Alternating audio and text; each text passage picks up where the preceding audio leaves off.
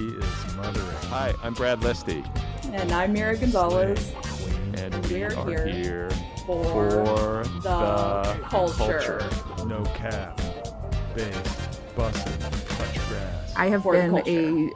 a Dolly Parton fan since like before anyone my age knew who Dolly Parton was because my mother handed it down to me. Yeah, no, I mean, it's like there's no, I mean, she's Teflon. Nobody doesn't like Dolly, except for My this mother church. Yeah, right. Did you see this on Twitter where Dolly got like maligned by some Christian right organization for spreading like a false gospel or something? And like literally all of Twitter. Yeah, like literally everybody in the world just went off on whoever. Who cares about religion? Dolly Parton's the only religion you really need. I mean, that's right. why I got the candle. Yes. So let's do some listener feedback first. We've been hearing from people, which has been nice, regarding this new series. There's a guy, one of our listeners, Ivan, like another Ivan. Kind of an Otherppl super fan. Love Ivan. He says, quote, obsessed with this new Otherppl podcast era. Thank you, Ivan. And then Adam said, quote, you guys should try and record from the same place. Yeah, that involves driving down at least one freeway. That's not happening. Yeah, that's like maybe you don't live in Los Angeles, but Brad and I are not neighbors, and therefore it's impossible. Well, I mean, I don't think let's put it this way. Let's not completely close the door. Okay, but if we one day have millions, if we have millions of listeners, yes, and we are a cultural sensation. Look, even if I start making money, if we start making money from this podcast, I'll drive to Brad's house. That's enough for me. Yeah, or we'll have a studio. Like we'll have, this is my vision. We'll have some company provide like a studio space where we can luxuriate and have like sparkling water. Podcast production companies, if you're listening, we're professional hosts. This is not the first time I've hosted a podcast, and it won't be the last. No. Brad's been doing this for probably, 50 years? It's been a long time. I've been podcasting for a long time, like a third of my life. A third of his life. Wow. And he's like almost 75 years old. So that's a long time. So Tracy says, I was listening to your episode early morning walking in my suburban neighborhood. And as you were talking about cigarettes versus vapes, I literally walked up on an old man standing in his driveway in a bathrobe, holding a coffee cup and smoking a cigarette. That has never happened before. That's how you live as an old man. It's like you're already old.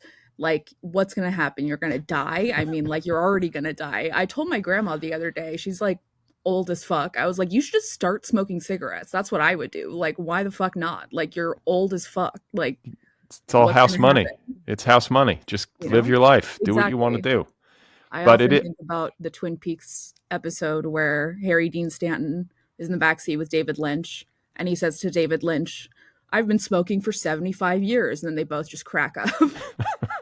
Yeah, I mean, David Lynch, he looks fantastic. He smokes constantly. I think there are, as a former smoker, I can... You're a former smoker? Yeah, which is crazy. But like, I couldn't do it anymore at a certain point. Like, I just felt like such garbage. That's wild, Brad lore. I did not know you were a former smoker. Dude, I'm from the Midwest. I'm a Gen Xer from the Midwest. Like, everybody smoked. And I feel like, I'm from LA, and I've got asthma. I can't, but. Yeah, no, I mean, I think that it wasn't like a super heavy smoker, but I had like a period in my youth where I did it. And I think there are people who are wired to be able to absorb cigarette smoke better than others. I think so too. There are some people who just don't get sick from, and like, I know that's not science, like that, like whatever is probably fake, but like some people just smoke for their whole lives and they're fucking fine. My great grandma smoked for 40 years and lived to be 95. No shit. Like, yeah, I mean, that's the thing. David Lynch is smoking. Harry Dean Stanton lived to a healthy old age, and like, probably if you're nice, it doesn't do anything to you. Maybe. If you're nice, you can smoke cigarettes. That is official medical advice.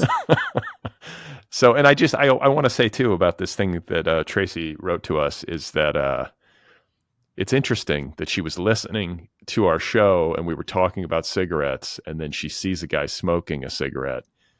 I feel heartened by this notion that there's some sort of psychic connection happening, or that we're putting stuff out into the ether, and it's manifesting things for people. That feels right. That's auspicious, right? Yeah, I think we're powerful enough to like manifest things in other states in the United States. That feels right. It's kind of like a sort of a magic podcast. We're sort of cursing people, sort of doing spells, but you'll never really hear about it. It's just kind of gonna happen around you as you listen. I feel like there is a mind meld already happening between us and our audience. Yeah, love the Star Trek reference. Yes. So there's a listener on Instagram whose like handle is like Oglenade. I'm sure you're pronouncing it wrong. Yeah, probably Oglenad. So, quote, I did enjoy this, but it's just too much of everything, honestly. New episode today, yesterday, Monday, and Sunday. And that came after a new piece on Friday. Come on. There's already so much content everywhere. Absence makes the heart grow fonder sometimes, you know? So let me respond to this first. Brad's got 2 kids. You don't have to, you don't have to listen. I don't get this piece of, just don't listen. No one's forcing this on you. Yeah, when you see it on your timeline, close your eyes. Yeah, don't look at it. Forget it exists. Literally, you have options. But I was like, I did respond on Instagram because this sort of, riled me up. But I was like, look, you like, fuck you. No, I was like, you don't have to listen, first of all. And then secondly, I was like, hey, if you want me to do less content because I have an ad-driven business that I'm trying to run, then why don't I go to a subscription model and I'll charge you $22 a month? Will you pay? Guess what I heard? Less content. Yeah. Guess what I heard back? Nothing. Yeah. Nothing. Yeah. So folks, if you want less content, then we'll go to a subscription model. Yeah. But it's an ad-driven business. I'm creating content here. Yeah, either steal one of Brad's children, sort of Rumpelstiltskin. Is that how you say it? Like that. I believe so. Steal his firstborn or pay us. Yeah, that's right. Those are your options. And you got to take good care of the firstborn when you steal it. Yes, I want my children to be tended to properly. But I will close the listener feedback portion of this episode by saying that if you do have listener feedback, good or bad, we appreciate hearing from you. You can email us at letters@otherppl.com. You can also DM us on social media. Our DMs are open on Instagram and Twitter. But if you say anything mean about me, we will get you arrested. Yeah, we'll come after you. We've got a team of lawyers. In fact, I don't call the police. I've got other guys who will deal with you. So, Mira, where are we at? What do we got on the agenda for today's episode? What's in the culture that we need to dissect? So something that I have just been like foaming at the mouth to discuss is this Alec Baldwin reality series that he's doing with his wife, Hilaria. I'm fucking Mexican. I can't even pronounce her fake ass Spanish name. Yeah, so I gotta say, this is on my radar. A lot of things typically aren't, but I do have. It's too interesting.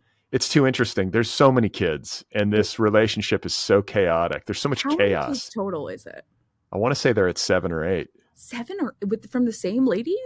It's all Hilaria. She and Alec, and they got married like 8 years ago. They've just been cranking them out nonstop.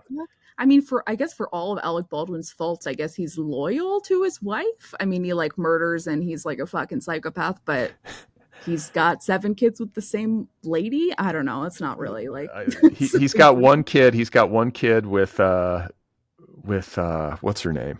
Like his daughter Ireland. Ireland, what a fucked name. What was it? What is her name? She won an Oscar. She's got blonde hair. She was in L.A. Confidential. Kim Basinger. Yes, he has a kid with Kim Basinger. That's right. And then now he's remarried to Hilaria, and he's like, I want to say he's in his 60s. Yeah, how old is he? Let's look that up.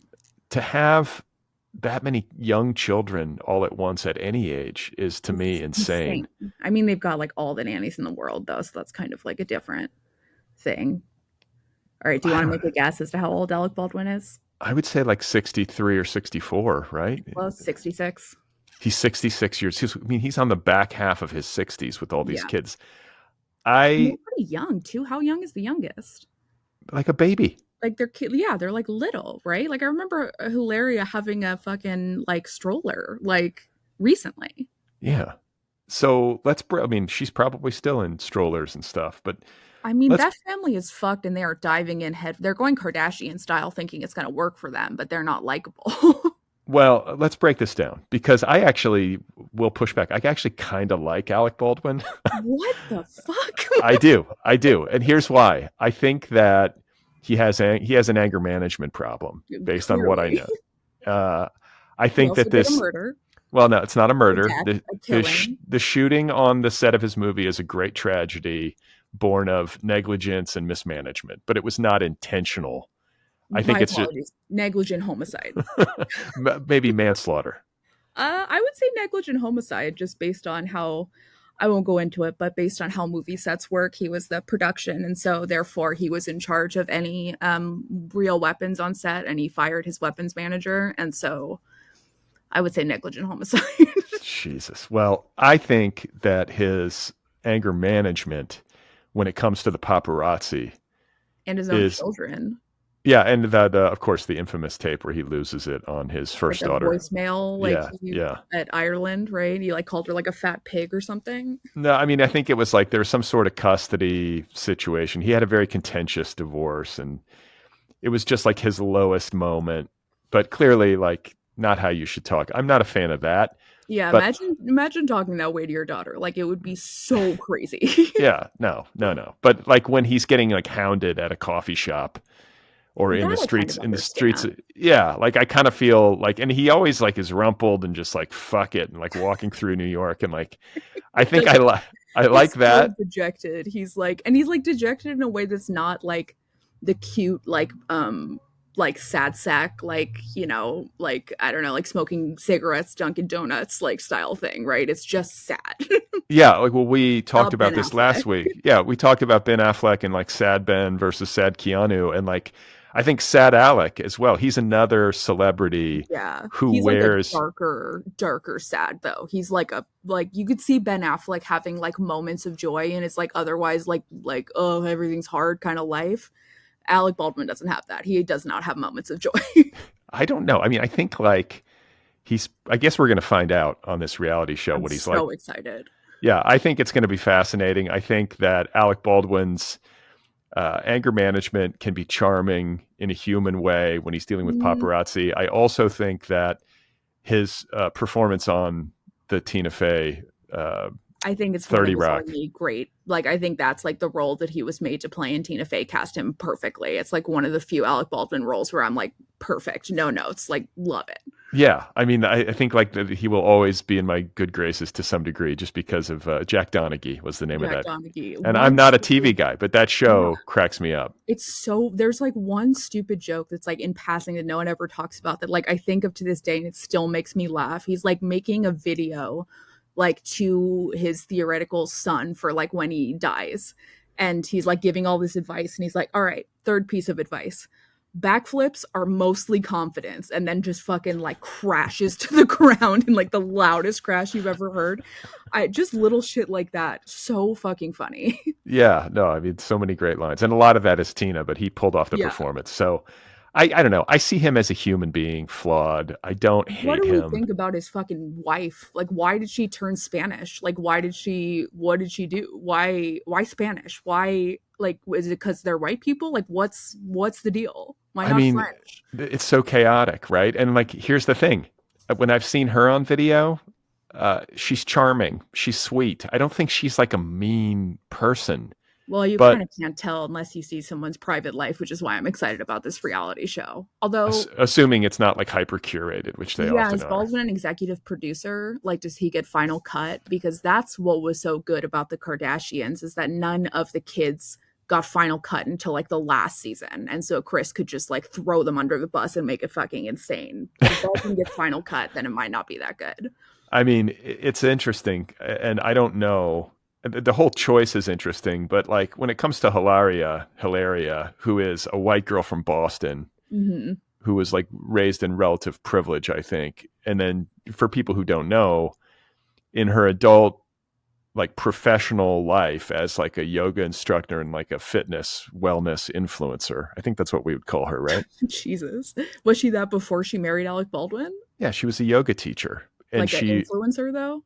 I mean, yeah, kind of. She was kind of going for the fame thing with any influencing, as far as I know. But it was like, I think she was leveraging this invented Hispanic heritage or at least trying to, and then got caught. How And did she think she'd get away with it? that's what I mean. It's so brazen and it's so It's so crazy brazen. and it's so indefensible. Like there's no good reason to do that. Like you Is it just like don't. just because she looks vaguely like she has like olive skin or something? Could like I look like kind of more white than her, even though I'm Mexican technically. Like, so I get where like she could look like she is maybe not white, but like how did she think people wouldn't find out that she like is from Boston and her parents are not Maybe she didn't Spanish? count on the. Maybe she didn't count on the level of fame. Maybe she wasn't like, oh, I'm going to marry some big celebrity and people are going to Right. start to look into this. But like, Do you think that Alec Baldwin thought that she was Spanish when they met? that's And a then he's good like, "Oh question. fuck, you're from Boston." I don't care. Let's have 7 children together. Because like I could see like someone having like a cute accent really adding to their appeal and being like, oh, she's like not just a yoga teacher, she's like a yoga teacher from somewhere else who's got a cute accent. That's what I'm saying. And the like the vibe, like the explanation that she gave was like, oh, I traveled to Spain as a young person and felt like a deep connection to the Spanish people and to the land and to the culture and just sort of absorbed it. And I mean, it bitch, was I like, traveled to Massachusetts and I'm not from Boston. Like, what? but I mean, like I went to, I've traveled. I I've went to like, Spain. Like, I. yeah, I've What? fallen in love with a place. I didn't come back and like pretend to be from there. Like it's just Yeah. very, I've it's been to where she's from, which is French Canada, and I didn't come back saying I'm French Canadian, being like in a fucking French accent, like "oh baguette," like it's so insane. wait. She's I'm from looking at her Wikipedia page. Okay. Oh, Hillary Lynn Hayward Thomas was born in Boston, Massachusetts, to Catherine Hayward and David Thomas Jr. And she's of English, French Canadian, German, Irish, and Slovak descent. yeah. So So not an ounce of Spanish. It seems she like. claims that she was raised in a Spanish speaking household and traveled to Spain annually, but there's like no proof of that at all. So the best I And can why come are they up Spanish with, speaking? They're white people. the best I can come up with is that she could pass for being Hispanic, with her dark hair and her looks or whatever. Maybe she speaks Spanish. Maybe she speaks Spanish and then it just was like working for her. Like maybe Oh, she working. had a Spanish speaking nanny. That's got to be what it is. Why would you be in a Spanish speaking household with two rich people from Boston? It was probably your fucking nanny who spoke Spanish to her. I mean, I know lots of people who are fluent in Spanish for that reason. it just feels like a really brazen and insensitive thing to do. And maybe to her it was like innocent, but like just pretending. I It's mean, just at a least she wasn't pretending to be like a non-white person, like that would be like almost worse if she was like, "Oh, I'm Japanese," or like, "Oh, I'm Mexican." Like at least like, Spanish people like are white, but like it still is so fucking stupid and insane. Like and just weird. and It weird, just weird. Yeah, it's a weird thing to do. And then Also, to get Spain are colonizers. Why do you want to be like, oh, like I'm part of the colonizers who like made Mexicans white? Like pick a more interesting place at least. just I don't know. Just be yourself. How about Yeah. that? You're a white person. It's fine. No, And like she's gorgeous. Like yeah. you got it going on. Like what are you worried You're like a about? gorgeous yoga teacher. Why do you have to like add that on top of it? Yes, I exactly. wonder she'll have to go into it in the reality series. Like that's got like they've had such bad publicity with Alec Baldwin killing somebody and with fucking, his wife being like fake Spanish that like this has to be an attempt to like improve their image and like a reality show is not the way to do that. Maybe it'll just be like a thing to like distract from their image, like the Kardashians being like, yeah, I did a sex tape because I was horny and I felt like it, like whatever, but Is that what like she said? Is that I never watched yeah, the that's Kardashians? a literal line in the first episode. Courtney says to Kim, why'd you record a sex tape? And Kim said, because I was horny and I felt like it. And that is like the moment that the Kardashians became famous. Like, I swear to God. And like the Baldwins want that too, it seems, but they got a fucking TLC show that isn't produced by Ryan Seacrest and they're like not charming. Well, here's what I think. I think they don't want that. I think what Alec Baldwin envisions is some sort of like renaissance for Right. him in the culture, similar to what happened to Ozzy Osbourne, where he's like Ozzy Osbourne. he's like the loving, like shambolic,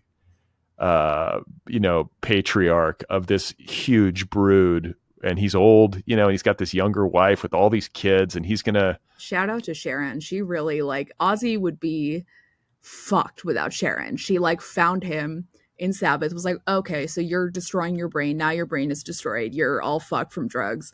But let's do the Osbournes. We're funny. We can do that. And like, really, the Kardashians wouldn't exist without the Osbournes. They created the format that like eventually turned into the Kardashians. Yeah, And that's Ozzy walked so that the Kardashians could fly, and like yeah, I think that the Baldwins are going to try to do something similar, but I don't think, they're not especially, charming like Ozzy. Like Ozzy's lovable. I mean, I don't know, Alec Baldwin. I'd say both of them actually can be charming. I don't think you can get to where they Charming and are. lovable? That's a question. But here's the thing: they're using, or they're going to put like 7 young children on the television. It's psychotic. It's not like these are Doing that is teenagers who psychotic. can weigh in. These are kids who are doing this because their parents have decided to. Yeah, It makes me they wonder. have no choice. I mean, it makes me wonder, like, do they need money? I guess they do. He's got 7 kids. I know he's wealthy, but like 7 kids is expensive. I mean, And if he's he got needs a, money, then he has spent his money insanely poorly because he's got a lot of it. I feel like he is a deeply like he's deeply concerned with what other people think of him despite being so poorly behaved. And I think like they and his wife probably is too. It clearly is. And I think that like this might actually be like their attempt to be like, here's our inner family life. We're not actually as bad as we seem. Like we've just been weird in the media, but like really we have all these kids and we're like nice and funny at home.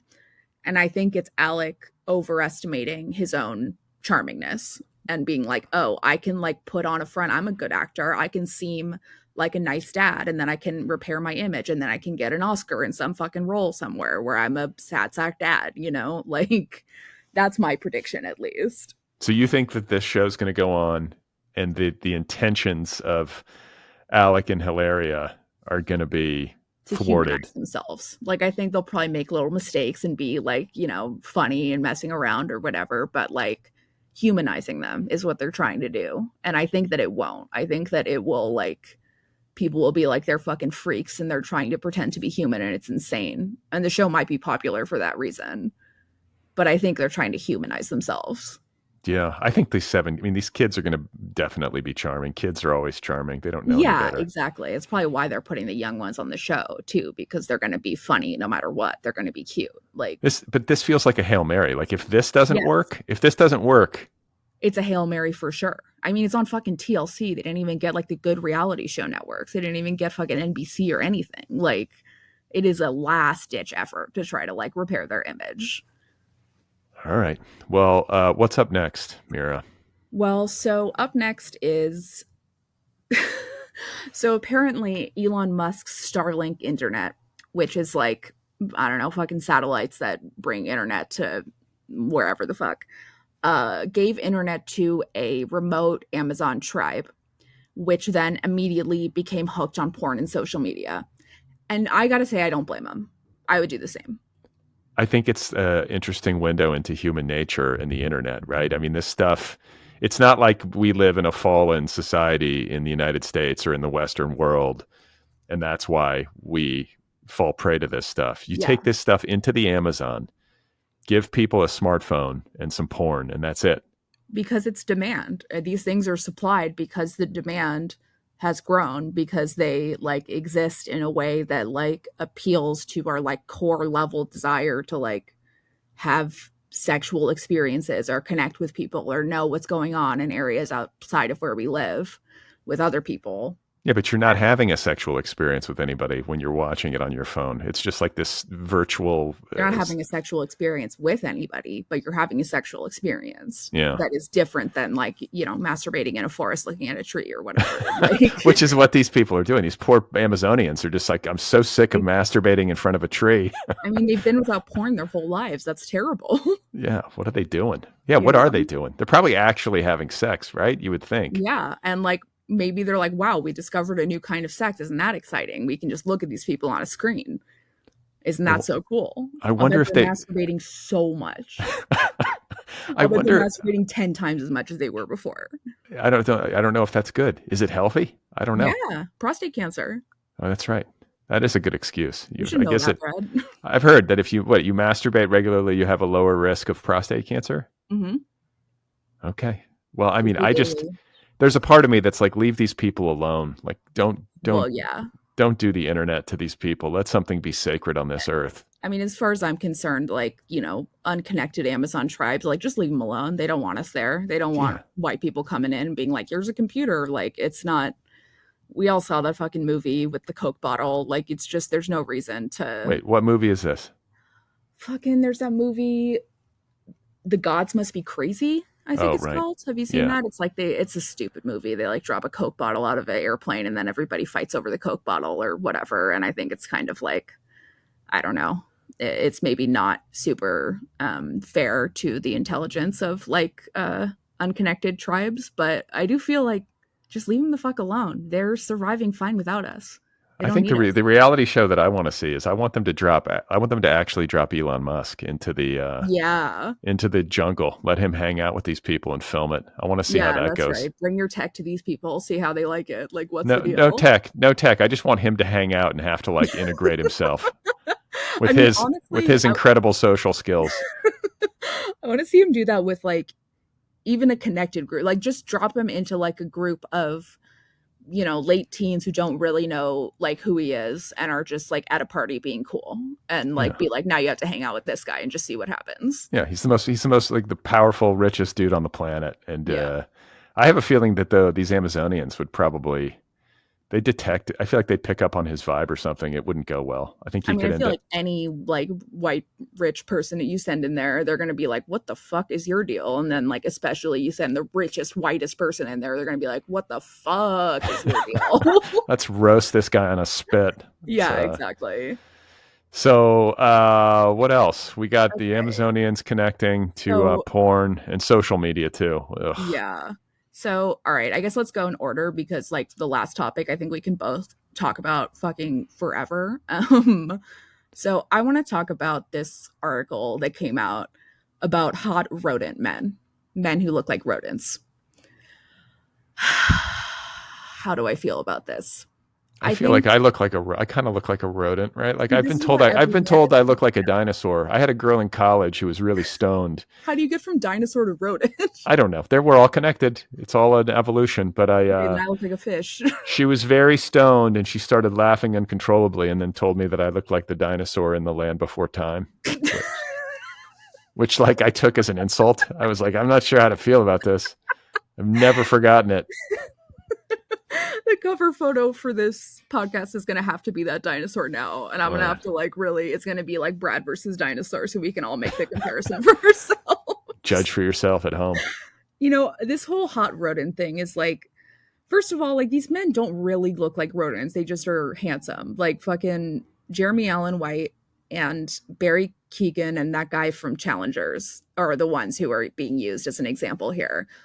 And I would say this whole trend started with fucking Maddie Healy and Taylor Swift being into Maddie Healy, who is the singer of the 1975, for those who don't know, and who really looks like a rat. That guy looks like a fucking rat. He looks like a wet rat. And yet I see the appeal. I'm not going to pretend like he just isn't, there's nothing appealing about him. I get why Taylor Swift liked him. But her giving her stamp of approval to such a rat looking dude open the door for rat looking dudes and for fucking stupid articles like this about rat looking dudes. I'm gonna push back here. Really? This is not new. It's not new. Women have always liked dudes with like pointy features who are artistic and edgy and like artistic though. That's the thing, is that Taylor Swift went for Maddie Healy because he's an artist and he's charming and he's a great performer on stage. And like, I can totally see where he's got just incredible charm that like most men do not have. And so the fact that he looks like a rat is really not that big of a deal. But these guys who are being used as an example here, I don't think they look like rats. I don't think they even look rodent-esque. They just look like handsome guys. I mean, I think it's both. There can be a handsome rat. You can be a rat-faced and handsome. And like, I think Maddie Healy's kind of a handsome rat. I think he's weird looking, but he's handsome. He's got a thing about him that I get why Taylor Swift liked him. Well, and this guy, I don't know, the guy that's on the show with the kitchen. What's his name? Jeremy Allen White. Yeah, he's like a underwear model, right? I saw him on Twitter. He's like Gene Wilder. He's like, that's like, he's a hot Gene Wilder. He's like a ripped Gene Wilder. It's like he doesn't really look, and like Barry Keoghan doesn't look like anything. He looks like a fucking freak. Like I'm more attracted to him than any of these people. But The guy in the middle there, is that Barry yeah, Keoghan? Okay, yeah. that fucking He's the guy. He's the weirdo. guy from the movie that I really Killing liked. of a Sacred Deer. No, the Irish movie with Colin Farrell Oh my and god, where he's cutting his fingers off, being like, "I don't want to be your friend." The Banshees yes, of Inisherin. yeah. Oh, That was my favorite so good. movie. I Yeah, loved that movie. He's me like too. the thing about him is that he is such like a handsome man, and he's like leaning into that now. But he started out being like the kid where you see him in a movie and you're like, oh, this movie's about to get fucked. Like something really messed up is about to happen if that freaky ass kid is in the movie. Like Killing of a Sacred Deer. It's like this freaky ass kid shows up eating pasta all fucked up, and you're like, oh, shit's about to go down. Like this is fucked up. And That's maybe like that's that's why like his role in Hollywood. He's the yeah, signifier. he's like the fucking weird kid who like is just like, I guess he was in Saltburn, and that kind of like made people like think that he's hotter or something like that. But like he's a scary freak, and that's why I'm attracted to him. Not because he looks like a rat, because he kind of doesn't. So yeah, I want to ask you about Saltburn because I feel like this is something like the way that I experience culture, which I think is maybe not super uncommon for people of a certain age, or Yeah, really. just certain kinds of people. Is it's very much in passing. So something will have a moment in the culture like Saltburn, and I will just see it in my timeline in a scanned and like very ephemeral sort of way. But I won't understand it. I'll just understand that it's a thing, and then I'll get like some sort of gestalt thing about it. I know there's like a drain. I don't understand what happened, but there's like, isn't there a drain situation in that movie? I feel like there's an epidemic of people telling me that movies are gayer than they actually are, and then me being disappointed by them, because Saltburn was also one of those. Like, did you watch it? No, I don't know anything about it. I mean, as I get older, more and more, I feel like this is happening where I'm having to like ask my 10-year-old sister, like, what the fuck is Roblox? Everyone's talking about this shit. I don't even know. But yeah. like, I know about that. My son is into Roblox. You're all over that. So Saltburn, like, you know that movie Promising Young Woman? No. There's this lady, Emerald Fennell. That's literally her name, Emerald Fennell.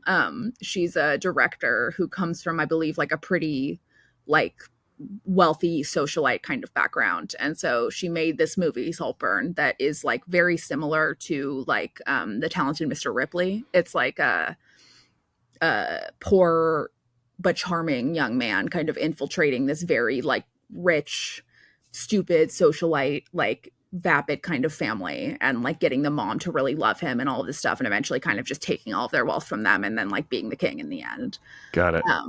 But it involves two parts that people talk about a lot more than the rest. I think people ignore the rest of the movie for these two parts. One is when the guy who like is the Jude Law character in this movie, if we're comparing it to Talented Mr. Ripley, he's like the rich kid who brought Barry Keoghan, the poor kid, into this rich family. He takes a bath where he masturbates in the bath. As the water is draining, Barry Keoghan goes to the drain and licks the cum out of the drain. Oh. So that was gross. It was. Do you see this in the movie? Yeah, you do. Oh my! I mean, like you actually see semen in the movie?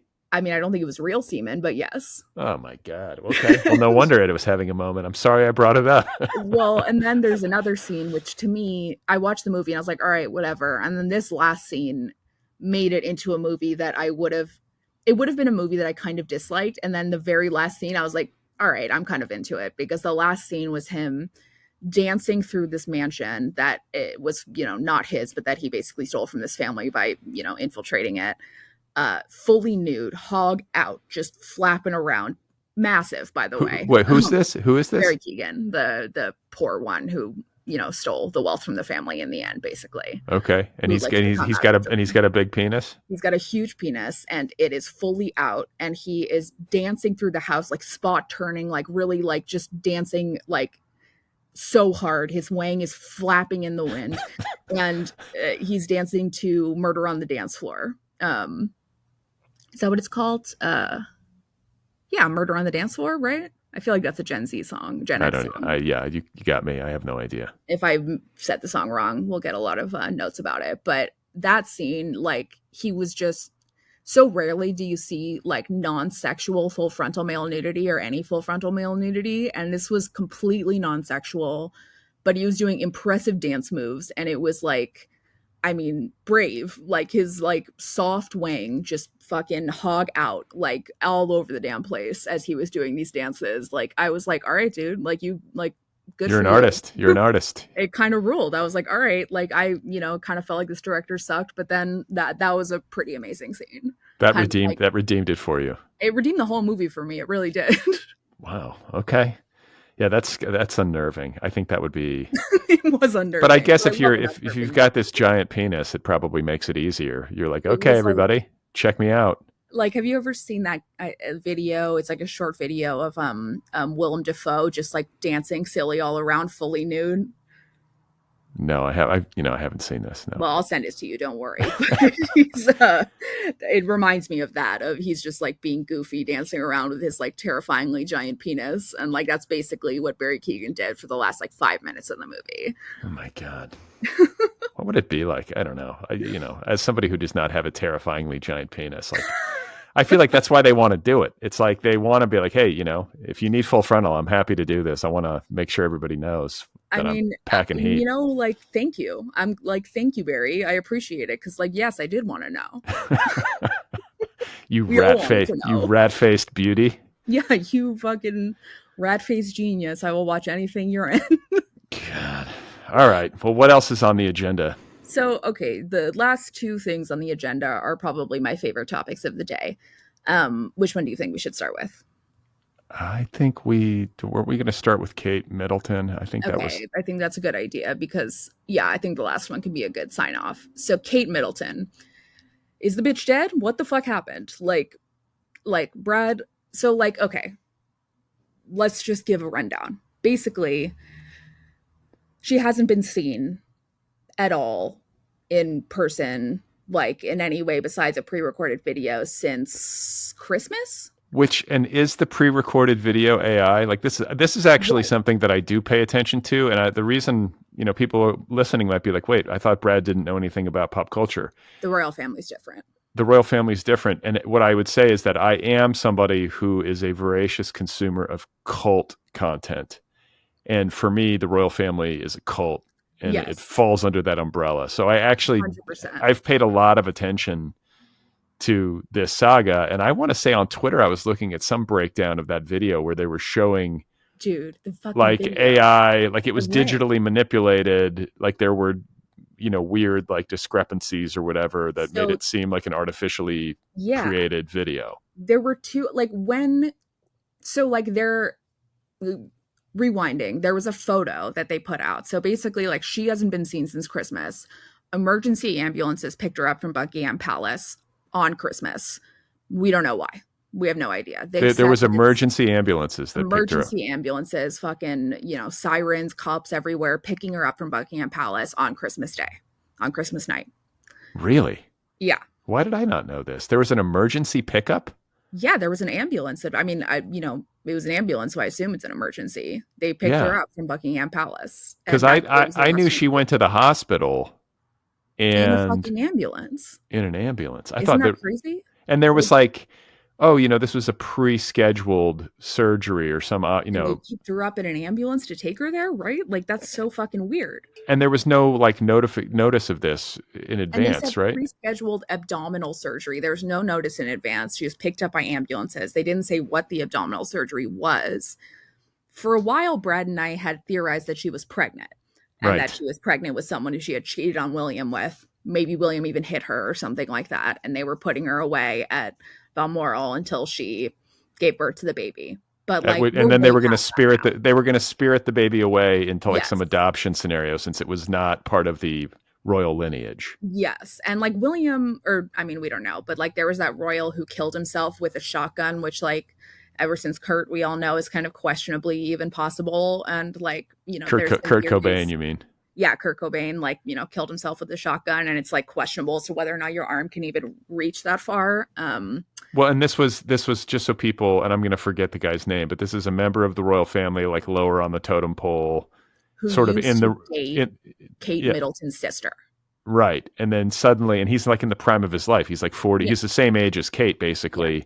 Handsome dude, married, and then like ends up dead in a shed behind his house of Yeah. like, what was it? Like, I think it was characterized at the time that the story broke as Oh, like they Matt. said it was like a catastrophic head wound and that there was a shotgun next to him.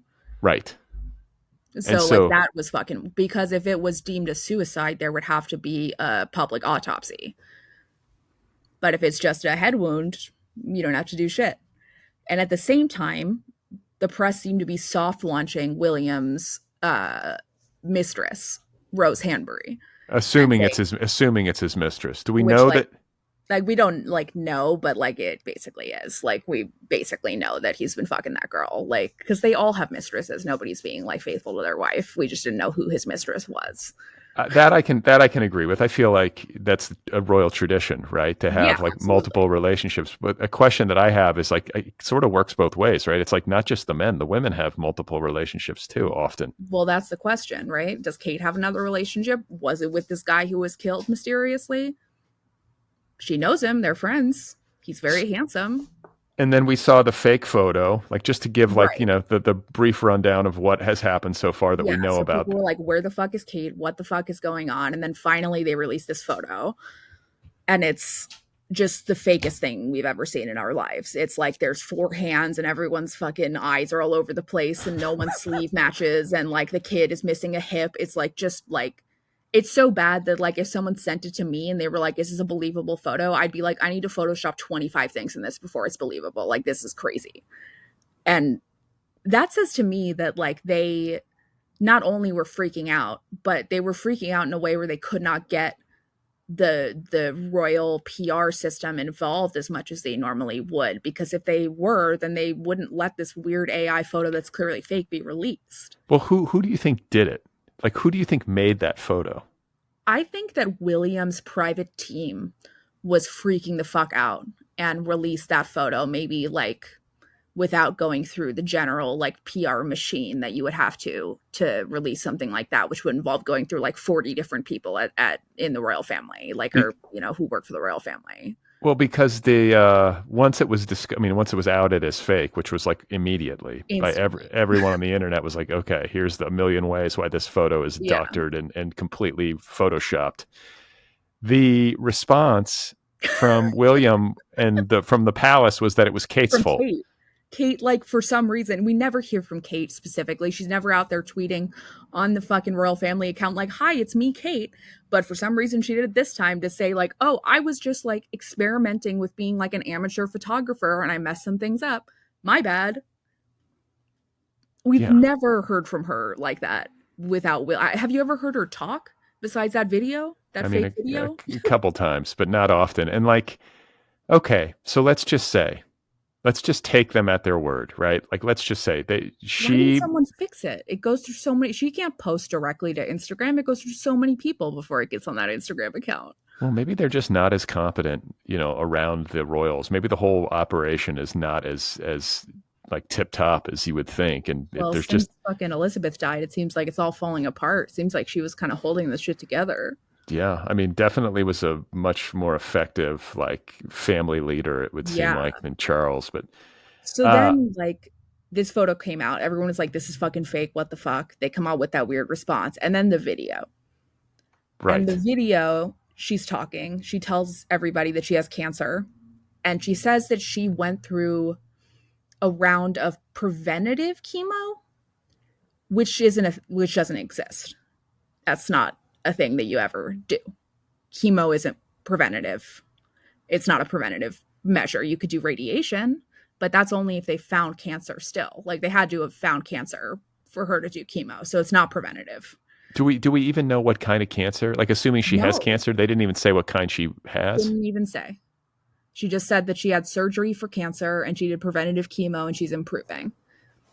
And And in that video, there is a part of that video where she moves her hand and her wedding ring literally disappears. that's right. That's what I saw. It's just gone. She just moves her hand and her wedding ring is gone. And like I watched it so many times because I felt insane. I was like, I'm not going to say this video's AI. It's a video. She's talking. She has cancer, whatever. But then her fucking ring disappeared. And it's Right. like, how do you explain that? Yeah, Also, the exactly. background was looping. Like you could see the moment where the background starts looping. Like the wind, like it like pauses and like goes back around. It's a loop of a video. So either way, she's on a green screen. Okay, so what the fuck is going on? Like, And so we haven't seen her since. We haven't heard from her since. The royal family just said it's like they're soft launching her death. They were like, she's not going to be seen for the foreseeable future. well, it was first of all, it was like Easter. And then this Right. It was video like comes out, and then it's like eventually, and then like what was it? I think there was a story just like a week or two ago where it was like she may not return at all this year. yeah, exactly. She may not return at all this year. And it's like that just seems to me like they're soft launching her being literally dead. Like From cancer. I get like yeah, I mean I had like she looked kind of sick in the video. She looked very thin. She's always very thin, but she looked especially thin in the video. And like I mean, I don't know. It's so weird. We don't know what kind of cancer she has. Even the king has cancer, and we know that it's like colon cancer. We know that it's like rectal cancer. And like that's an embarrassing kind of cancer to have. And he's the actual king. So why can't they tell us what kind of cancer Kate has?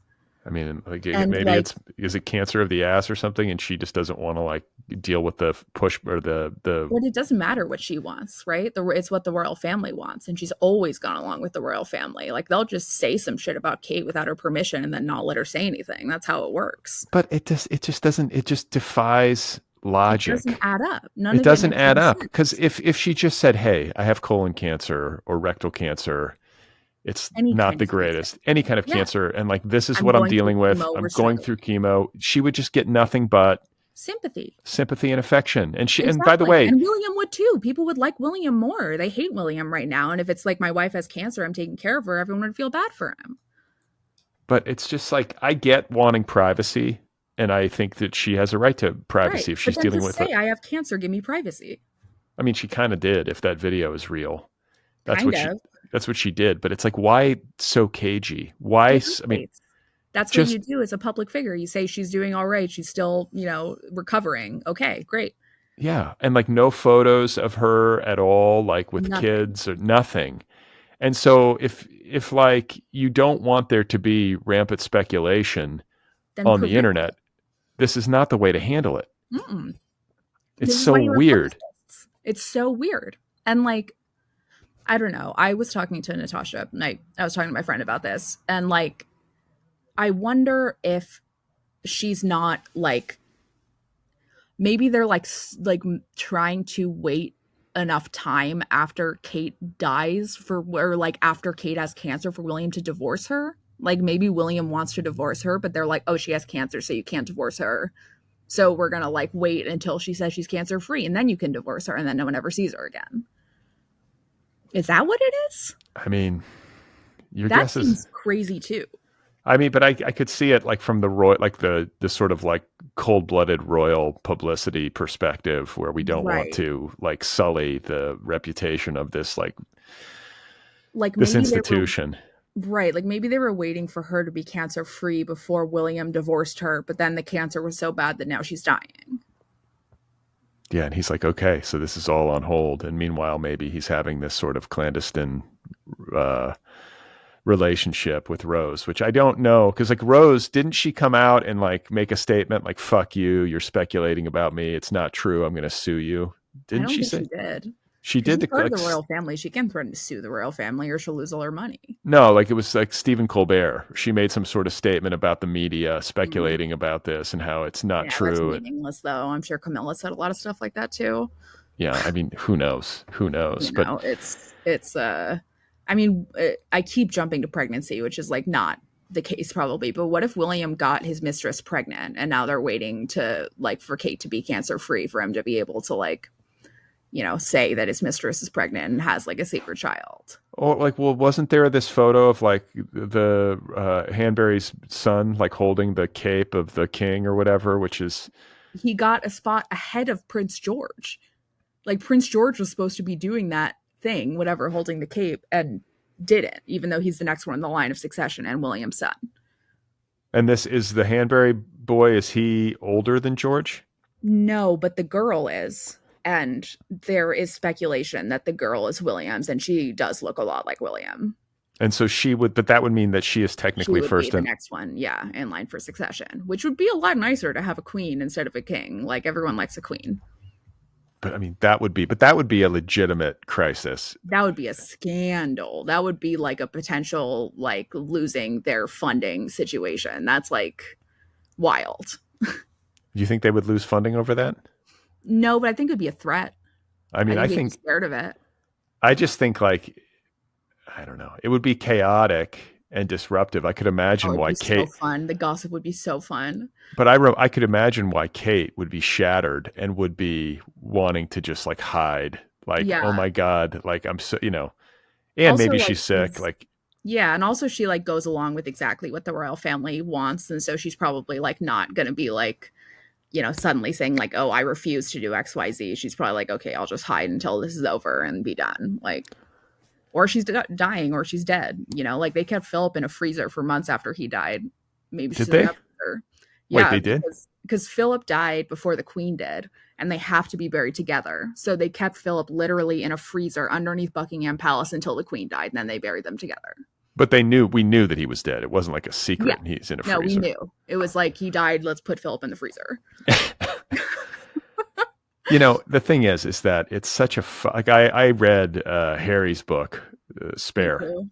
and it's such a fucked up situation to be in. Like It's so fucked. such an insular, culty, To be told rigid. as a child that you exist to give your brother an organ if his organ fails.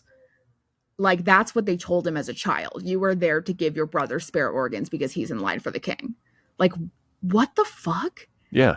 Like I that's mean, insane. it's not a happy family To say the least. in so many ways. It's not functional. I mean, William and Harry's relationship has completely hit the skids, and like have had like physical fight. There's a physical fight William between like them. choked him. The Yeah. the fact that William choked him specifically made me really believe firmly that he is a domestic abuser, because that is like the number one sign of a potential spousal murder is if they choke you. And somebody who goes directly to choke his brother like that is somebody who's done it before. So I'm kind of a fan. I mean, I think about Kate and I feel like she's been such a good soldier, in terms of, Mhm. like you say, like following rules and Done doing everything right. doing everything right. I mean, she's just always like perfectly dressed and Yeah. coiffed and the Giving whole birth thing and out there an hour later with the baby, in like high heels, yeah, like the whole thing. And then at some point, like even if William is not having an extramarital affair, uh, even if she doesn't come down with cancer and like have some sort of life-threatening illness, right. at some point you have to crack. Right? It's like you Like, spend your whole life just like in this fucking horrifying system. I mean, you look at Princess Diana, totally makes sense why she was like, I gotta get the fuck out of here. Like, this is like, it's a prison. it's a You're prison. imprisoned. That's why I'm such a fan in general of Harry and Meghan for bailing, and maybe of Harry in particular, just because he was born into it. So it was a much bigger leap for him than it was for Meghan.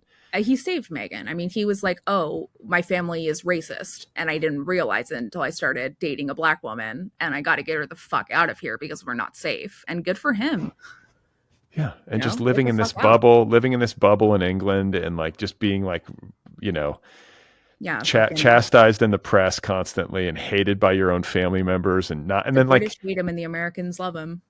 well, and the family spreading lies through the tabloid press about each other. So insane. It's crazy. So insane. So for Like- people listening who don't know anything about this, like Prince Charles and Camilla will leak stories that are negative about Harry and Meghan to the press, because what will happen as a result is that Charles and Camilla's profile will improve by comparison.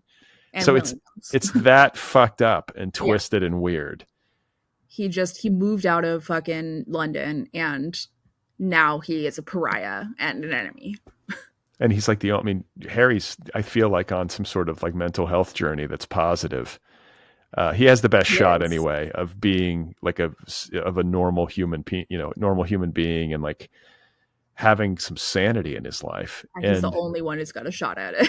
Yeah. I mean, and this is the thing too, is that I feel like part of the contentiousness between William and Harry especially, but maybe even Charles and Harry, is that deep down, I feel like William knows that what Harry is doing is sane and better. Yeah. And that's what pisses him off. Yeah. William's trapped. William's going to be king. William has been bred for this his whole life and has no other purpose. And Harry found another purpose. Harry found happiness. Yeah. William will never find that. The And only William's like, happiness he'll fuck ever you. find is becoming king like his dad. And like we see how happy that made Charles. It didn't. You know, he waited his whole life and now he's about to die as king. And like, you're fucked. Ugh. All right. Well, it's a mystery. We don't know what's going on with Kate. Hopefully she's well. I mean, hopefully Yeah. she's on like some sort of path to healing if she is indeed sick. But like, I kind of don't care what happens to any of them. Is that bad? I mean, I think like on a basic human level, I care that like, if Sure. somebody's sick, you want them to be okay. But like the family, Royals. the place where I have no sympathy is with the like handling of the situation on a PR front. Like, just let us know. Absolutely. Just Yeah. tell the truth. Like, just Yeah. be a little bit more transparent. Shut And down speculation. It's like, what the fuck? yeah, it's like offensively Be a little more stupid. transparent or lie better, at least. Yes, at least fool me. Yeah, please. Fool me a bunch of times. They've done it before. All right. So we have one more thing to talk about, Yes. and it's your So- favorite. I feel like it's your favorite topic of Oh, it's my conversation. favorite thing. It's I love talking about it. I'm the worst. And I feel like you and I, over the years, have Mhm. probably talked more about this than any other cultural Yeah. subject. Well, because like, okay, just full transparency, I made Brad listen to the Tortured Poets Department, the new Taylor Swift album, for the first time, and I told him to write down notes and to ask me questions about it, because Brad and I have had many conversations about Taylor Swift, and I would say 90% of them are started by Brad saying, "I don't get Taylor Swift. Like, I don't get it." And me being like, "What the fuck are you talking about?" And but you I'm are like a very intense Swiftie, huge I Swiftie. am, but I'm if you can believe it, probably 50 times more reasonable than the average person who would call himself a Swiftie. Oh, I can believe that. I They're feel like really, I so much respect to how insane they are. They're out of their fucking mind, and I love it. see that's, love but it for I'm confused by that. Like, why? This is the thing. Like, to me, Taylor Swift is a very gifted, and these would be my broad, overarching notes on Tortured Poets Department, and basically all of Taylor Swift's work. I should say too, for people listening, that I'm going to give my thoughts on 10 of the songs. There's 32 songs on this. Like, it's like a triple album or whatever. I'm not going to The go double through. album, and I did predict it would be a double album several weeks before the album released, and my friends were like, "It's not a double album," and then it was a double album. So Why did you predict that's that? oh, God, because this fucking Taylor Swift is a fucking, like, I don't know, she does lesbian psychological warfare, and she like You will think do she's a all this, lesbian? yes, I mean, I think she likes men too, but like, I mean, have you seen her and Carly Kloss? Like, that's not how you act with your straight girlfriends. Like, I don't make out with my girlfriends. She made out with Carly Kloss Yes. on camera? Yeah, I mean, like, people say like, "Oh, they were just whispering" or whatever, but yeah, at a 1975 show, which is the band of the of Maddie Healy, who she later dated and who many songs in this album are about. Okay.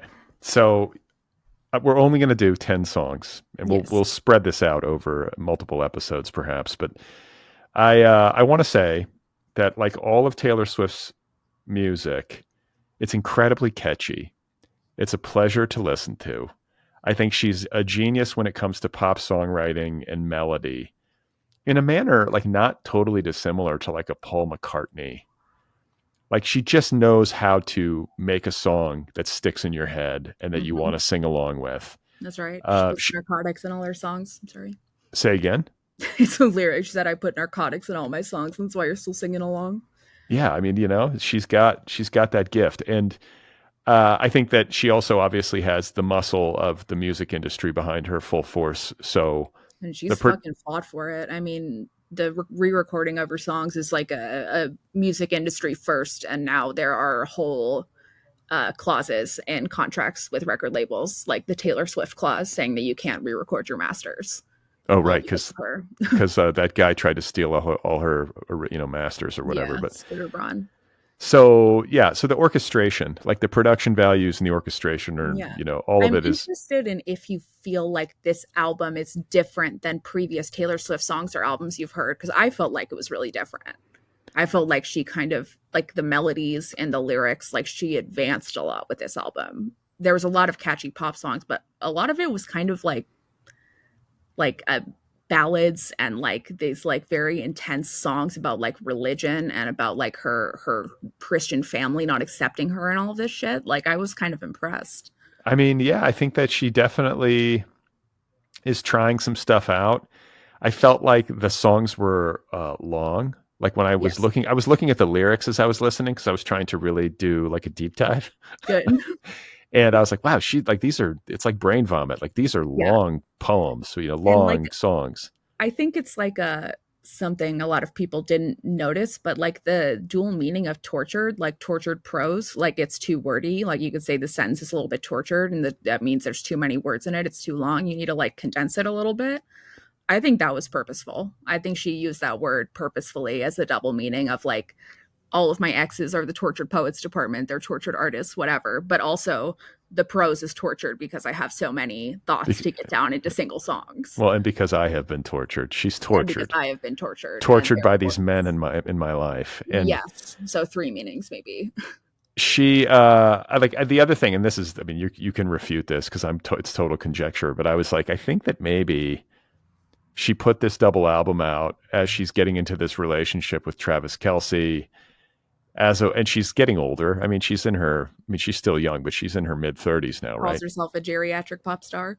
Yeah. I mean, for a pop star, she is getting older. And Yeah. uh so maybe this feels to me and she put out a double album. It's like she had all these songs in the hopper about all these bad boyfriends and all of this heartbreak, and this is what she kind of has made her name on, right? Is like sharing the intimate details of her relationships and writing like revenge songs and all this kind of stuff, I would right? disagree with revenge songs. I think there have been revenge songs, but I don't think that's I think the vast majority are like heartbroken, sad. I've been fucked with. I may be angry because I, am heartbroken. But revenge songs, I would say there are very few actually. Okay, fair enough. But like I'm thinking of the Jake Gyllenhaal scarf or whatever that is, like that. Even that wasn't really a revenge song as much as it was like a tragedy. Like people like hate Jake Gyllenhaal because he made her sad, but it was really like about a relationship that was great and turned terrible for kind of his fault, but also kind of her fault. It was like it's just tragic. I wouldn't call that a revenge one. Dear John, maybe, yeah. To John Mayer. Yeah. Okay, so 32 dating a 19-year-old. That's fucking weird. yeah, that's definitely a weird gap. But Yeah. I feel like this double album that she's put out, the Tortured Poets Society Department, it feels like she was just like, okay, I have all these songs. This is what I've got, like, built my reputation on as a songwriter. I'm sort of known for this, but I feel like she's transitioning. I think she's at a pivot point, and I think she's putting this part of her life and her songwriting career largely to rest. And You so really think that she's going to settle down and have a baby with Travis and be like, I'm not going to make music anymore. I'm a mom now. no, I don't think she's going to not make music anymore, but I could see her settling down. And I feel like you can down look like for a pop star though. I mean, sort of what it looks like for everybody, except you're on the road in the summers or whatever, and I just think that, like, look, if you're 35 years old, how many years can you write about bad boyfriends? Like, at some point, you got to start singing about something else. I mean, do you?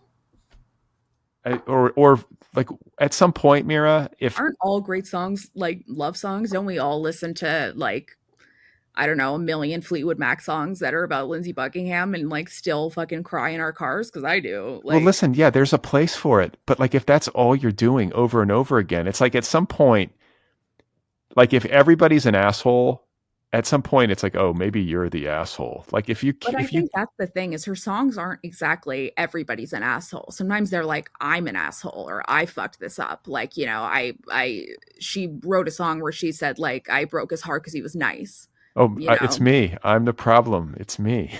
Also, like, she's a cheater and she says it in her song. She has cheated on everybody that she's ever dated and she has written about it every single time. Like, oh, really? I didn't know this. she's like, people like to pretend that they're just not like notice it, but that girl is a cheater. She just cheats and cheats and cheats. Really? Uh-huh. Is that part of her appeal?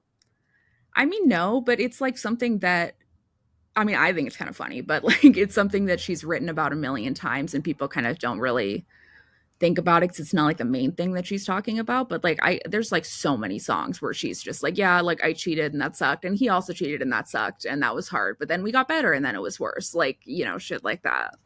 Yeah. I mean, I guess there are ways to heal a relationship ruptured by infidelity, but it's hard.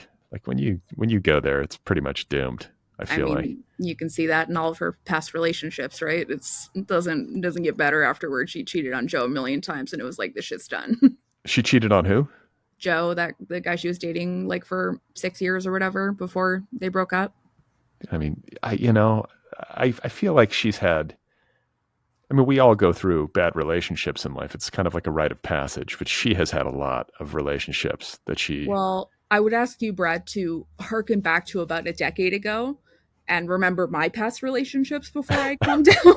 And maybe that would help you understand where Taylor Yeah, Swift is coming from. but you're happily married. How? When did you get married? What age? 27? Okay, there you go. How old is Taylor Well, Swift? Like 35. yeah. She's still Yeah. fucking But around. also She's like I'm not a famous person. And I do think that makes it harder to have relationships that are meaningful. yes, but people can sort it out. I don't know. This is just my I impression. mean, her and Travis seem like good. I feel like she maybe sorted it out there a little bit. Maybe I'm rooting for them. She chose someone who wasn't an artist. I think that was a good choice for her. I mean, look at Dolly Parton, the aforementioned Dolly Parton. She's had what? Carl, what's his name? That guy, it's like her fucking husband. He's been there forever. No one knows who the fuck he is. That's the way to do it. That's the way to do it. You're a megastar.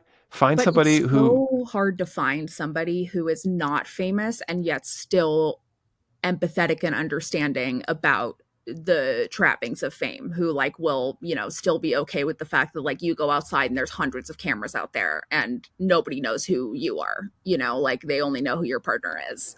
That's rare to find men who are okay with that. Yeah, I mean, I feel like Carl, whatever his name is, Carl. I want to say Carl's Carl. Jr., but it's not Carl's Jr. It's Carl. That's Dolly Parton's It's husband. Carl. Carlos Isn't her husband named Carl? I forget. I But feel like Carl is right, but yeah. But who knows? nobody even knows what he looks like. I mean, he's like that No. much. I respect that immensely. And I love Carl. I think it's like Carl and Oprah's husband, I think, are just like a great model for men everywhere. Stedman, is that Oprah's Stedman. husband? Are they married? Yeah, they're still married. Her and Stedman are going strong. Really? Yeah. Oh, I thought he was just Stedman's like. the same. He just tends to their garden and has a nice little life. Oh, I thought Oprah was a lesbian. I have no idea what's going on. I mean, I think she's maybe a lesbian, but who knows? All right. So I went through and listened to the first 10 songs on Tortured Poets Department, and I do have some questions. The first track is called Fortnite. Mm-hmm. My first initial. Unrelated to the video game. Not related to the video game. Yeah. It's actually the literal use of the word Fortnite, Yeah. which I believe is what, 2 weeks or 3 2 weeks? Yeah. And I thought that was a little precious to be using the word Fortnite. I'm like, Sure. do we really? Yeah. I mean, Fortnite, how often does an American use the word Fortnite to describe? I mean, her album is full of this, which is why I bring up like the tortured prose element of it, because it is like the prose is a little bit tortured. Like you're bringing like Fortnite is like kind of like, all right, it's a little cutesy. It's kind of a lot. You don't really have to. If I came to you and was like, hey, Mira, like remember a fortnight ago that when we were talking about. I'd be like, are you on mushrooms? Yeah, just slap me. But it is a song, not talking. I could see like I wouldn't talk to you the way that I write poetry. I guess it's a Post Malone collaboration. Yeah. Is Post Malone a person or is it a band? It's a person. It's a guy. It's a guy. His name's Post. It's a guy and he goes by Post Malone. Post. I don't know what his real name is, but that's what he goes by.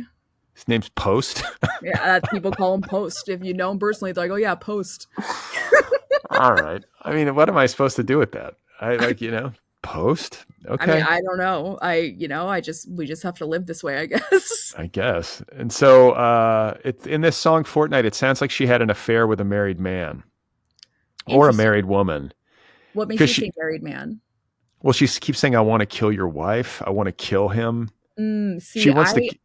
I was thinking that was like, we had this intense love affair and I loved you so much, but now we're good neighbors and your wife waters flowers, meaning like now we're just acquaintances. You have a different wife. She's out here, doing whatever, tending to house and, existing, and I want to kill her. Like, because I miss you and I'm jealous of her. Oh, well, and That she was also my wants to kill him. I mean, she wants to kill. Like yeah. she's filled with murderous rage. I love that line. She waters flowers. I want to kill her. Like that's like it's so unreasonable and it's so insane, and yet something that we've all felt. Like just like there's somebody who has like the person that you love so much, and they're not doing anything wrong. They're totally fine. They're just watering flowers, and you want to kill them for no reason. Yeah, she says, "I love you. It's ruining my life." I mean, this is Yeah. just a song about like thwarted love, basically. Yeah. Yeah. It's sad. There's a lot Fortnite. of really sad songs in this album. Wait, why is it called a fortnight? They dated a fortnight ago, or a fortnight ago I saw you. I I guess forget. the idea is like that they only got to be together for a fortnight until it fell apart. It It's was not like I very love you long. for only a fortnight. Yeah, it's not very long. Is she trying But to be Shakespearean or something with that? yeah, definitely. But I think that it is kind of literal. I think that it was like a really long emotional affair that led to a real affair that only lasted for 2 weeks, maybe more. But With somebody who was already partnered, or just no? with somebody who the timing was never right, who like they had been. I mean, this is using the rest of the album also to help interpret it, but like the general interpretation is like her and Maddie Healy had like a decade long emotional affair, texting, talking, like saying that they loved each other, whatever, despite being in relationships the whole time and having the timing never be quite right. And then for like a month, maybe less, they were publicly dating, and then it ended. And everyone was kind of like, oh, it was probably just a fling or whatever. And then she came out with this album, and we were like, oh, it was more than a fling. It was like a 10-year fantasy that fell apart in 2 weeks. Jesus Christ, this is chaotic, man. My Oh, life yeah. is so boring compared to She's a this. yearner. She yearns. So the second song is the eponymous song, right? Then it's the Yeah. title song, "The Tortured Poets Department." What did I write? Oh God, the first line's like, "You left your typewriter at my apartment." I'm just like, come on, Who uses typewriters anyway? I'm gonna puke. I mean, at least she's self-aware, like who uses Yeah. typewriter. But Well, just she's like she's I think this whole song is kind of her being like, you're not the fucking like amazing poet that you think you are. Like, who the fuck uses typewriters? You're not Dylan Thomas. Like, calm down. yeah, well, that's one of the lines. "You're not Dylan Thomas. I'm not Patti Smith." I really want a shirt that just says I'm not Patti Smith, but Taylor Swift has terrible merch. I gotta say, and then I think I saw Patti Smith on Instagram, like thanking Taylor for using her name in a song. I She get said it. a very it was like a very specific thing where she said like, thank you Taylor Swift for mentioning me in the same lyric as the great Dylan Thomas. Like, it's an honor. Yeah, Which you is got to like do that. I guess it's like good publicity. and I mean it's like, a nice thing to be like, thanks. Yeah, Like, I know, but like I think what bothers me is like if I made a song where I was like Patti Smith, Patti Smith, Patti Smith wouldn't thank me. You have to be big well, enough to get thanked. yeah, because she has to notice you. Right. I'm bitter about that. Not that I'm That Patti Smith isn't noticing but you. it's just like the whole like, oh yeah, Notice him, Patty. I'm gonna get some of that Taylor Swift heat. I guess if if she uses your name, you have a right to it. But I mean, I don't know, something about that. Everybody jumping on that wagon. I saw Patti Smith play live once, and it was really great, but it was like a really uncomfortable amount of white people saying the hard R N word. It was a lot. Oh really? Yeah, like that, woman is the N word of the world. They just like, and she just says the N word, N word, N word, N word. And like, it was really a lot of white people just feeling like, I get to say this now. Oh geez, yeah. I say, you know what? Strangely, I saw Patti Smith in person once in the West Village, just walking Whoa, around. that's a Yeah, good sighting. I saw her and I saw Elvis Costello in Midtown. Yeah, Those are like two New York sightings. Elvis Costello had his like guitar over his shoulder, the whole thing. of course he did. But Patty just looked like lost. Not that she's lost in the West Village, but she was like either looking for someone or headed somewhere. And I was like, I oh my love the God. idea of Patti Smith just wandering, looking lost. Like, Yeah. yes, girl. That's her neighborhood, I feel like. So she probably knew where she was going, but she had the Yeah. appearance of bewilderment. Did Patti So Smith stay at the Chelsea Hotel? yeah, Yeah. that was like the whole Mapplethorpe era was like, Right. That is the other thing I wanted to point out is that at another point in the album, she has a lyric that says like, embroidering something on your wall saying we were just kids, babe. And it makes me think of the Patti Smith book, Just Kids, which is largely about her relationship with the famously gay photographer Robert Mapplethorpe. Yeah. And Taylor Swift perhaps being the famously gay pop star, having various relationships with other people. Wonder if there's like some kind of connection there. I mean, famously gay. I don't think people think Taylor Swift is gay. I think you Well, think it's a Taylor hotly Swift. debated subject, but I many people think it, and more as she continues her life. Really? I mean, she said in her documentary, she said, I want to make a music video where it shows all of the things that make me me, like cats and like country western boots and gay pride. I wouldn't, I half of my friends are gay and I wouldn't say that. Yeah. I mean, maybe she's like, she's queer. She's like, but she's bisexual. Yeah, that's my feeling. Is like I think she really does have relationships with men. I think she really loves Travis, but I think she's loved women also. Yeah, I could buy that. So, tortured poet's apartment. You left your typewriter at my apartment. I was kind of eye rolling, and then you fall asleep. Was too. you fall. Yeah, right. That's to her credit. And then she says later in the song, "You fall asleep like a tattooed golden retriever." Okay, so are you familiar with the concept of a golden retriever boyfriend? No.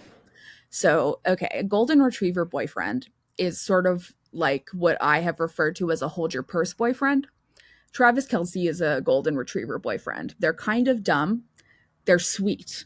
They're loyal. They're always there to make sure, they'll hold your purse if you need it. Do you need an umbrella held over you? Do you need me to carry you over like a fucking puddle?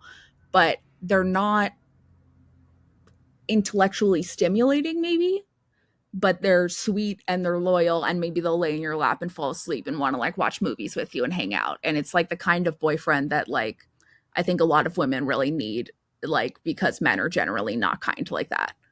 I get that. I mean, I'm thinking of Carl. I don't think Carl, Dolly Parton's husband, assuming that's his name, I feel like he's more like a Vishla or like a. Yeah, he's more smarter than a golden retriever husband. He's as loyal, but he doesn't like Travis Kelce is a great example of a golden. And I don't think this lyric is about him at all, but he's a good example of a golden retriever boyfriend. He's a little dumb. He's really funny. He's loyal. He's entertaining. He's always there for you. He's like always going to be waiting at the door when you get home, be so excited like that you're home from work. He's going to wait for you to feed him. Like it's like it's a golden retriever boyfriend. Okay. I didn't realize that. To me shows that she thought that Maddie was a golden retriever, which you can tell because none of her other exes are tattooed besides him. So I don't know who else she'd be referring to, unless someone we don't know of.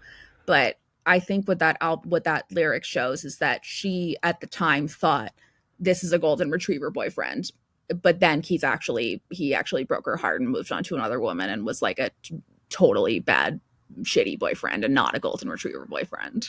He turned into like a dog who ran away boyfriend. Yeah, I was going to say deranged, like Doberman, like a feral dog, like a weird Chihuahua who's like missing teeth or something.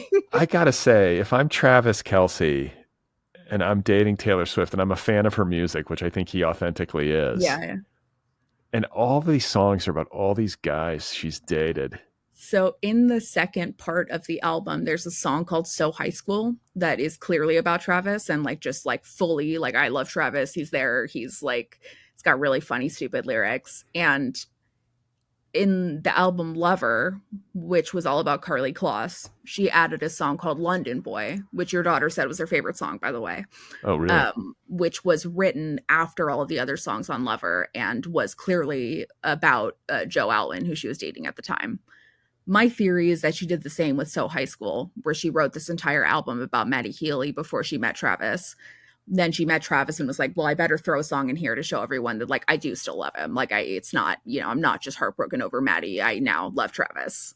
Yeah, you got to have that in there. Otherwise, at least one, I just say, it's like, hey, honey, it's nice that we're in this new relationship and we're falling in love. By the way, I'm about to drop a double album about my ex-boyfriend. I mean, he's strong. He's strong getting through that and being like, I love the album. It's great. Like, yeah, I mean, you have to. Yeah. That's the thing. Like, I think that's why Carl, just low profile, like she's an artist. And something that occurs to me about like a pop balladeer or somebody who really writes like about their relationships a lot.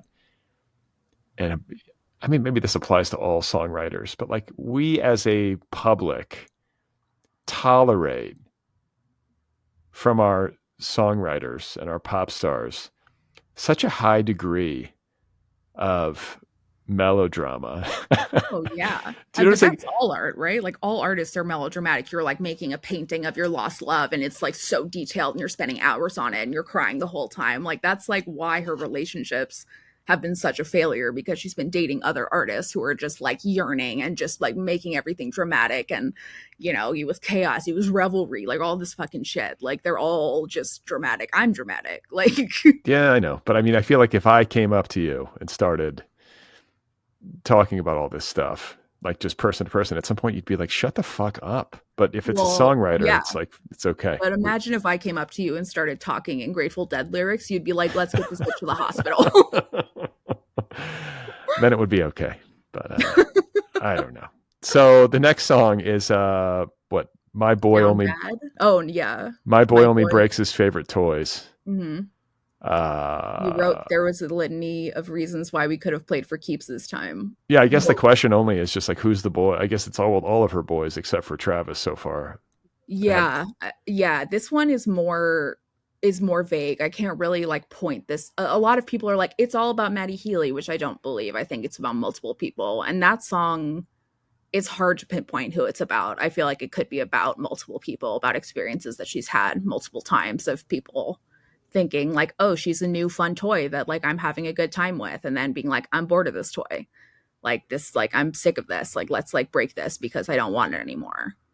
I would be overwhelmed If trying you were to Taylor Swift, trying to date somebody like that.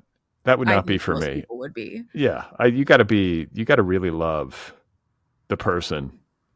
I don't know. Like we were saying, Carl just checked out and just like he's at home. I feel like while Yeah, Dolly's out being Dolly, but I feel like Travis is a gregarious guy with some like Hollywood he's ambitions of his own. famous. Yeah, and he's like famous in a way that is never going to be a competition with Taylor, so it like works in that like they both have to deal with the trappings of fame, but they're not competing. He's not trying to make an album or like make art at all, Right. and I think that works for her.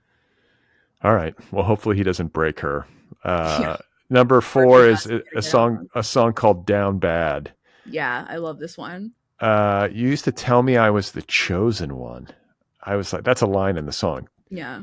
I was like, whoa, like, What is your take on like you beat me up just to do experiments on me? Told me I was the chosen one. What do you think is the I don't metaphor know. there? I don't know. I'm like, who is this person telling somebody they're the chosen one? I mean, no one's ever told me I'm the Alien abduction. It's a alien. alien abduction is the metaphor. The metaphor is that they beamed her up and they did experiments on her. They told her she was the chosen person and they need to do all of these different tests and they needed to put a crown on her in the fucking, UFO or whatever. And then they put her back to Earth and she's like, now I'm down bad on the Earth. Take me back up. But it's a metaphor for somebody putting her on a pedestal and saying like, I love you so much. You're the best person ever. And then saying, actually, I'm done. And then she says, what is there's a good like hook to this song. Down bad crying at the gym. Yeah, I'm down bad crying at the gym. This is where Taylor, I feel like, appeals to me. She is good at like singing about like Great lyric. very, very like normal human experiences, like kind The of things that she did also experience, right? Like you can believe she was crying at the gym in her house or whatever, but I was like, gonna say at her private home gym or like her yeah, she's not elite. going to a gym. Yeah, she's not at like Bally Total Fitness. Yeah, no, she's not even at Equinox. She's like No, in the house. no. There's like a private gym just for her, just Yeah, like that. Her it's the private Taylor trainer. Swift gym, but Yeah, I would believe she was crying there.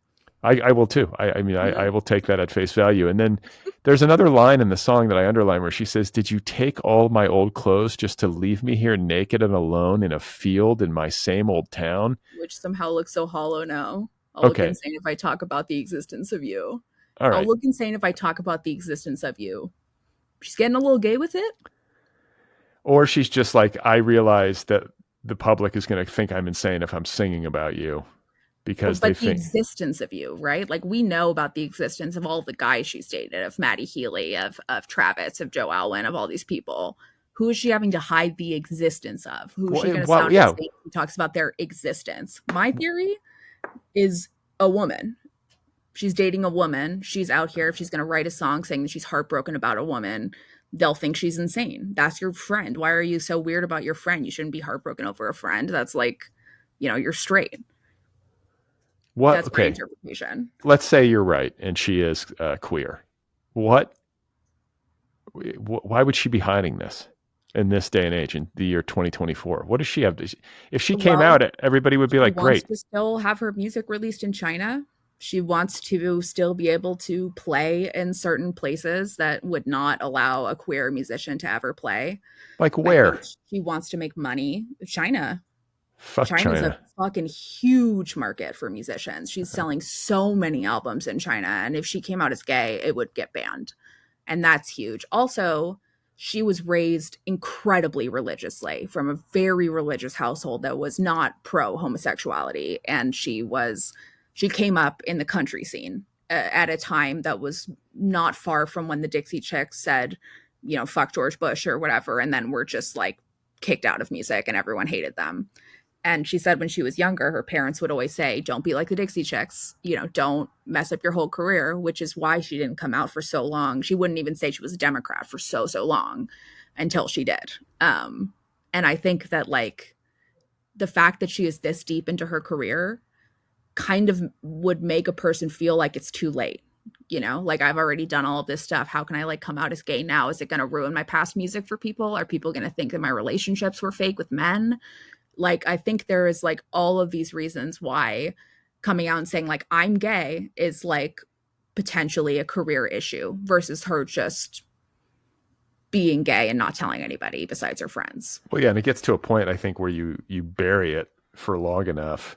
Also, like so many people talk about it and there's like articles in like the New York Times about it. And she has like the biggest PR machine on earth. If she wanted to just come out and say, these are incorrect and I'm not gay, she could, but she never has. Well, but I don't they say the same thing about Dolly Parton? I feel like there have been rumors about her being a lesbian. Right. And she's come out and said, I'm married to a man. I'm not gay. I love the gays, but I'm not. Oh, okay. But Taylor does not deny. Taylor never has. All right. So she's down bad, crying at the gym. But did you take all my old clothes? A guy's not going to take her old clothes. A woman is going to take her old clothes, right? Yeah. Yes. Correct.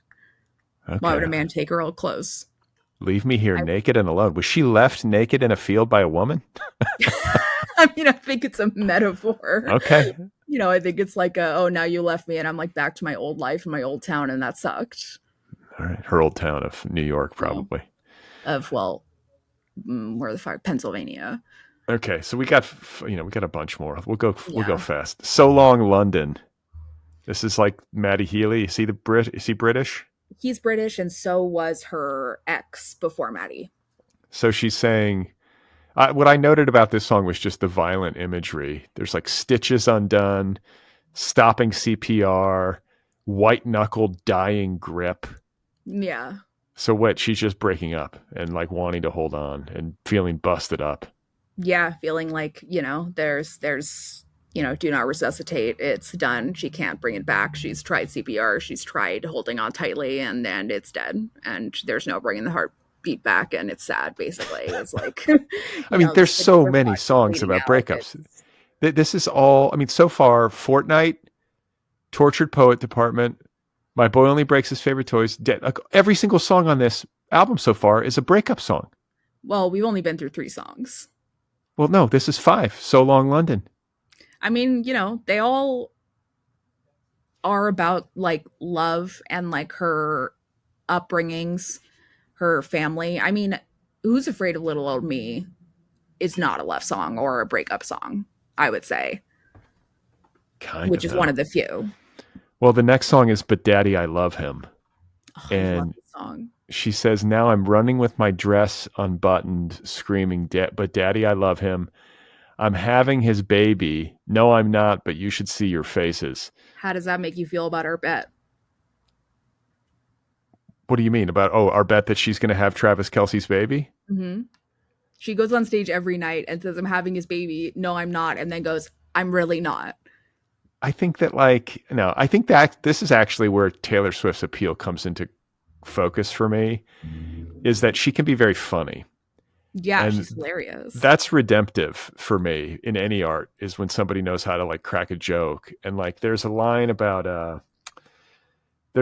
in It's Me, I'm the Problem, It's Me. What's the name of that song? Antihero. Anti-hero, yeah. And she's talking about how they're going to read the will and she's going to leave them out of the will.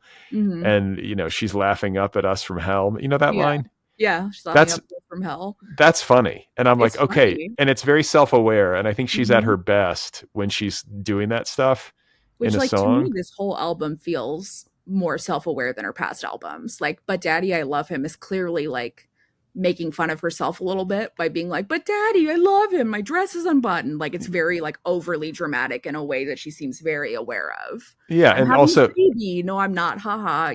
Like yeah. it's she's making fun of herself for being dramatic, I think. And also, like, there's some like angry humor. She's sort of like Yeah. mocking the people around her who maybe want Mocking her her to. dad specifically, I think. Her dad being like the one who seems like he is not okay with her being gay. He like really actively tried very hard to get her to not say that she was even a Democrat publicly. You Worried know, about her safety, about quote made unquote. millions of dollars off of her sale of her masters because he owned part of the old record label. Which, like, if I were her, I wouldn't feel great about that. And she fired him from the management team as soon as that happened. Wow. So yeah, don't fucking get involved if you're. I mean, as a parent, you have to be involved if your kid's a minor. But like, But that's like, look at the way her mom was involved. That's what you do, not like fucking the dad like getting involved in like all these fucking like selling of her master's business shit. Like he's an asshole. Jesus. Okay, I didn't know that. But Mm. let's see. What else in But Daddy, I Love Him? He was chaos. He was revelry. If all you want is gray for me, then it's just white noise and it's my choice. Okay, so here's what I want to say to Taylor. And it's something that was actually said to me by a guest on my show who was quoting another guest on my show. It wasn't like something that had been said on my show, but it's something that I think was, I don't know. But basically, Steve Allman was talking to me, and we were talking about Samantha Irby and how she was talking about her marriage, like her wife, and how like she was like, man, love is fucking boring. Like it's like, oh, I forget what she was comparing it to. It was like, oh, I come home and like there's like a note written on a greasy like receipt saying like, oh, I got your Not a favorite toilet burrito. paper. Yeah, Yeah, or I right. got you a burrito, and there's just like a Yeah, sweaty bag on the kit. That's love. And yeah, she's like, all my life I'd had these like chaotic, crazy, like passionate maybe, but like nightmarish yeah, ultimately relationships. And then I finally like found the right person. And it's actually really fucking boring, but in a great way. yeah. That's an And interesting interpretation. I didn't. That's not what I was thinking, but my interpretation was that she was feeling inhibited by the fame machine around her saying you can't date somebody who is problematic or who is potentially like a PR issue. You have to date somebody who is just neutral, who's gray, who's just like a regular person who's not going to cause problems. And right. then she's like, okay, if I'm going to do that, then it's my choice. So I'm going to pick, whatever, whoever I want. Travis, I'm going to pick Maddie. It's all white noise, right? Like, fuck it. Well, I think she should be able to date whoever she wants to date. But I think that if you But I want to, feel like your interpretation might be more correct, honestly. listen, if you really want to have a healthy like relationship, And I don't know if she does. yeah. I mean, if you're just like a chaos machine and you thrive on chaos and passion and She's the sex upset, and love addict. Like, I didn't know what that was until I read about it, and I was like, that's Taylor Swift. yeah. So maybe that's the problem. But it's like if like what you say you want is actually what you want, if you really want to fall in love and have like a go of it with somebody, look for boredom. Like if you're comfortable and feel safe, yeah. And like some people, I guess, don't want that. And it's like, okay, then don't complain when you don't have it, But I mean, that's, I feel like that's common with artists, right? Like they have like tormented, tumultuous relationships with other artists that like, lead to Stevie Nicks being in a band with Lindsey Buckingham and, saying like, you'll never escape the sound of the woman who loved you. Like artists are dramatic. I guess I'm not that dramatic. Maybe I am, Well, but are you a singer? Are you a poet? I am a poet. Well, Poet of the. so am I, and I'm dramatic. So I feel like it's like it's how she makes her bread and butter. the chaos is sort of how she makes her bread and butter. It's the Yeah. truth. And so what are you going Even to if do? she has to kind of invent the chaos, like she'll do it. Yeah. So the next track, Fresh Out the Slammer, I didn't love. I didn't even write anything down for it. I was like, okay, so You what get is it? it. It's She's out of jail. She's back for unfulfilled relationship and coming to you because, you know, she broke up with her boring boyfriend or whatever. It's not my favorite song on the album either, honestly. So we'll go to the next one, which is called Florida, and it's with Florence from Florence and the Machine. Yeah. I, Also I not my favorite song, but I like it. It's an odd song. I Yeah. like to sing it. First of all, just to sing about Florida in this kind of incantatory way, incantatory way. I don't know what you're trying to say. But it's like there's like a chanting aspect to this song, and Yeah. there's the line I underlined where she says, "And my friends all smell like weed or little babies." Love that line. I do too. But I feel like that's very much a line of somebody in their 30s when Exactly. there's people starting to settle down and they smell like babies, and then there's the rest of them who are holding out.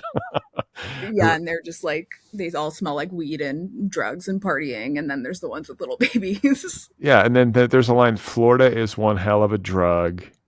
And there's a reference to a timeshare down in Destin. I feel like I still don't get that one. What the fuck? It was Destin? That's a Des- place in Florida? Yeah, I've been to Destin. Destin's in the Panhandle, and it's kind of like the Panhandle of Florida is known as the Redneck Riviera.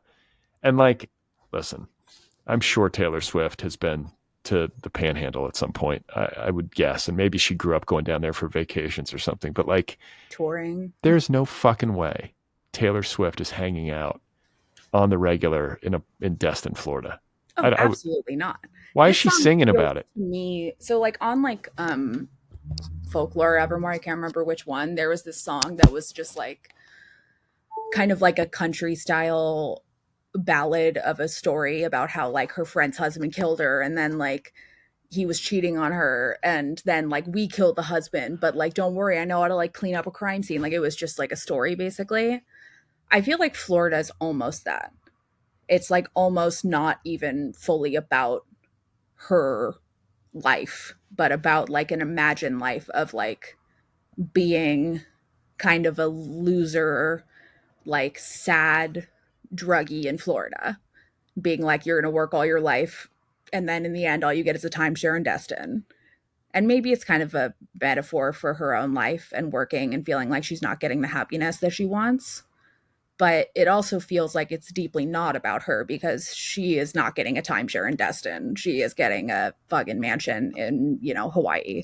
Yeah, yeah. She's getting the entire town of Destin. Yeah. She's like she It's can. cosplay. I don't get it, but I do think it's like sort of an interesting song because it sounds weird. It sounds different Yeah. than what I'm used to from her. Musically, I like it. The next track is called "Guilty as Sin." Love What this one. what if he's written mine on my upper thigh, only in my mind? To me, this is an entire song about masturbation. Whoa. I think this is like she masturbated and she's like, wow, I did a really good job. I better go write a song about that. Okay, I didn't get that. Messy top lip kiss. How I long for our trysts. It's all Will about her longing, her recalling, her, you know, it's in her only in her mind. It's like but it's it's also so like good. religious guilt. I feel like there's religious Yes, guilt happening here. absolutely. And I think that kind of goes along with like masturbation, right? Like you have like religious guilt towards like feeling sexual about like anybody, potentially about a woman even. That's so weird to have that. Yeah, it is. But she was raised really fucking Christian. I mean, I was raised Christian. It didn't Yeah, but not like Taylor. not like that. I like. There's a line where she says, "He sends me downtown lights." Yeah. What is that? That's a song by The Starting Line, I want to say. And later she also references that same band in the song The Black Dog.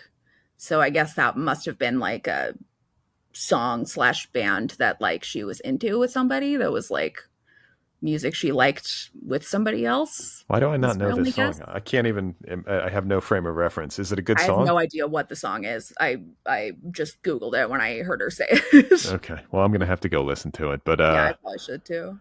all right, one more track, and then we'll wrap up. Is "Who's Afraid of Little Old Me"? You mentioned this a minute ago.